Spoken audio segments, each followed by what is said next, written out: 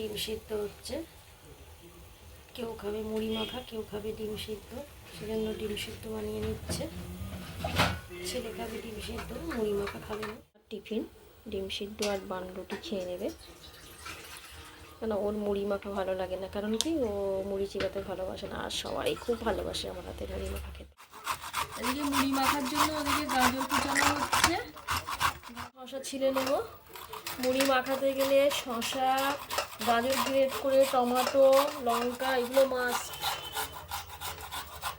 আর ওদিকে আমার পুচু ঘুম থেকে উঠে গেছে। উঠে আমরা এদিকে এক একজন এক একটা কাজ করছি। কেউ শসা কুচাচ্ছি, কেউ গাজর কুচাচ্ছি। ও অবাক হয়ে দেখাচ্ছে যে কি হচ্ছে, মুড়ি পাটি নাকি কি হচ্ছে এটা।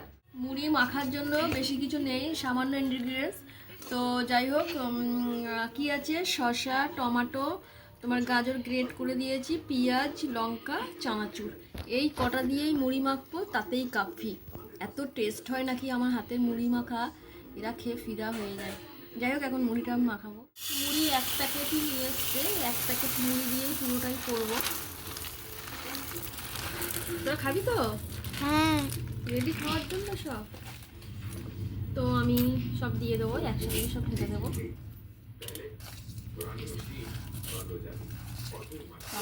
দিয়ে দেবো, পেঁয়াজ, লঙ্কা সব দিয়ে দিলাম একসাথে, দিয়ে মাখানোর পালা। মাখাবো। বিট লবণ দিতে হবে, কারণ কি শসা, গাজর এগুলো পড়েছে তো, কারণ এগুলো না দিলে একটু আবার না দেবো না। আমার পুলু বলতে মাখা হয়ে গেছে, সবাইকে দিয়ে দেবো। তো এর মধ্যে যদি একটু তোমার আমের আচার দেওয়া হতো, কিংবা একটু চপ দেওয়া হতো, তাতে কিন্তু একদম জমে যেত। কারণ কি আমাদের চপটা এখন খাওয়া যাবে না তেলে ভাজা, আর আচারটাও টক, তো সেটা চলবে না। সেই কারণেই আমি সিম্পলভাবেই করে নিয়েছি, এতেই কাফি, এতেই সব বসে আছে খাওয়ার জন্য। যাই হোক, এতেই নাকি খুব মজা হয়। তো আমি একে একে দিয়ে দেবো।